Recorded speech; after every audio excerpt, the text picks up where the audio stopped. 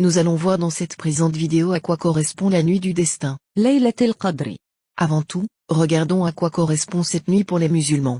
La nuit du destin, Allah en a parlé dans le Coran al-Karim. Et il nous rappelle que pendant cette nuit bénie, il s'est passé une chose qui fait partie des choses les plus magnifiques et qui est descendue sur la surface de la terre pendant cette nuit bénie. Le livre le plus magnifique, le plus beau, le plus plaisant des discours pendant cette nuit, le Coran al-Karim, le Saint-Coran. Cette nuit, selon cet imam, parle de la descente du Coran. Est-il vraiment question du Coran? Est-ce que nous trouvons cette information de façon explicite dans le Coran, ou est-ce une information inventée due à une mauvaise interprétation de celui-ci? Pour répondre à ces différentes interrogations, il convient de prendre le Coran pour ce qu'il veut dire et non pour ce qu'on aimerait qu'il dise. Telle est là, la base de toute étude sérieuse. Regardons ce que dit la sourate 97. القدر. Nous l'avons fait descendre durant la nuit de la destinée. Qu'est-ce qui t'apprendra ce qu'est la nuit de la destinée? La nuit de la destinée vaut mieux que 1000 mois. Les anges et l'esprit y descendent avec la permission de leur Seigneur pour tout ordre. Paix elle est jusqu'au lever de l'aube. En arabe. Inna anzalnahu fi laylatil qadr wa ma adraka ma laylatul qadr. Laylatul qadr khayrun min alfi shahrin. تنزل الملائكة والروح فيها بإذن ربهم من كل أمر سلام هي حتى مطلع الفجر. L'imam a dit, comme exposé au début de notre vidéo, qu'il s'agissait du Coran qui était descendu. Voyons ce que dit l'islamologue Christopher Luxemburg à propos de cette sourate. L'étude de ce dernier est rapportée par Anne-Marie Delcambre. Le savant Christophe Luxemburg a regardé le commentaire de cette sourate, chez le persan Tabari, c'est un grand commentateur, et il voit que c'est de la bouillie pour les chats. Ça ne veut rien dire. Dans le An Ta'wil al-Qur'an, le tome 30, page 258-261, écoutez bien ce que dit Tabari. Le Coran est descendu, effectivement, en une seule fois, la nuit de la destinée, ça se situe entre le 26 et le 27, comme je l'ai dit, du mois de Ramadan, dans le ciel inférieur, à l'emplacement des étoiles. C'est ridicule, dit Luxemburg. Pourquoi? Parce que si le Coran est descendu en une seule fois, cette nuit-là, n'est-ce pas, entre le 26 et le 27 du mois de Ramadan, ben comment se fait-il que la révélation se soit étalée sur 20 ans? Si tout est descendu sur le prophète en une seule fois, en une seule nuit, pourquoi la révélation, elle a eu lieu après par petits bouts? So the first question for our viewers would be, what are the main things that Muslims believe about the Quran? When he was at the age of 40, the revelation began, and it continued till he passed at the age of 63. So this is a revelation that took 23 years to come down in the land of Hijaz, in that specific region. Autrement dit, cette nuit-là, tout est descendu, Anzala, et ensuite, ça c'est en quelque sorte, ça a été révélé, Nazzala, sourate par sourate. Le Coran serait descendu en entier cette nuit-là, puis il a été repris afin d'être à nouveau transmis par fragments au cours de l'apostolat.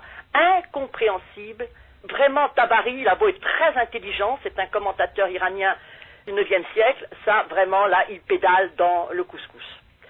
Or, Luxemburg dit, ce n'est pas du tout incompréhensible. Si l'on considère que la langue du Coran, ce n'est pas ce qu'on pense, l'arabe tel qu'on le croit, c'est une langue mélangée, une langue mixte, qui est un mélange d'arabe et de syriaque. Et dans cette sourate 97, il y a un mot qui pose problème, qui ne veut rien dire. C'est précisément ce mot qadar. D'abord la preuve, qadar, parfois j'ai vu dans d'autres Corans on met qadr. Qadar, c'est la destinée, la prédestination, le destin. Et qadr, c'est la quantité, la mesure. Qu'est-ce que ça veut dire, la nuit du destin? Qu'est-ce que ça veut dire? La nuit où Dieu décide des événements à venir.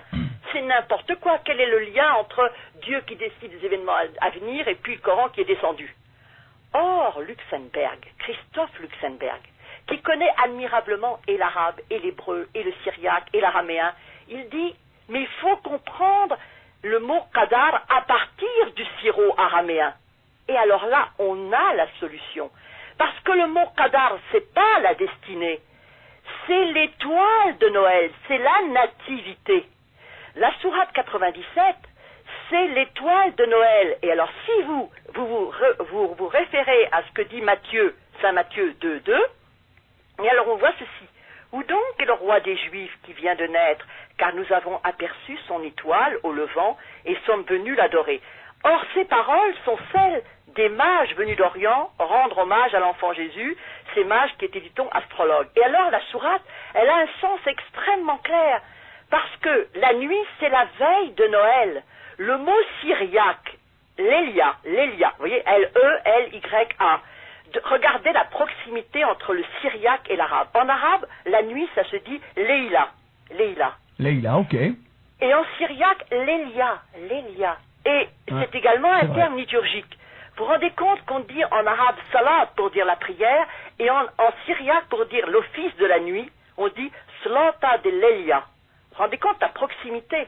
Autrement dit, ce que dit Luxembourg, c'est que les musulmans se sont totalement trompés, gourés, mais c'est vraiment n'importe quoi, car la valeur de cette nuit, elle n'est pas supérieure à 1000 mois.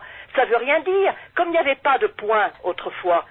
C'est pas Chahr qu'il fallait comprendre, c'est H-A-H-R, c'est Sahr, S-A-H-R, c'est-à-dire Sahar, les vigiles, c'est quand on passe la nuit. Il faut lier les deux mots syriaques, Lélia et Sahara, et d'ailleurs ça donne la nuit de Noël est plus bénéfique que 1000 vigiles. Et Luxembourg remarque qu'il y a un hadith attribué à celle que vous aimez, Aïcha, qui indique que dans la nuit, justement, d'Al-Qadar, il y a des vigiles qui sont tenus. Vous savez, des sortes de veillées de prière. Or, Tarwiha, pluriel Tarawih, les prières facultatives, c'est bizarre que ça soit cette nuit-là, car en islam, il n'y a pas de liturgie nocturne. Mais la tradition, en revanche, des vigiles de Noël, elle était observée par les Arabes chrétiens.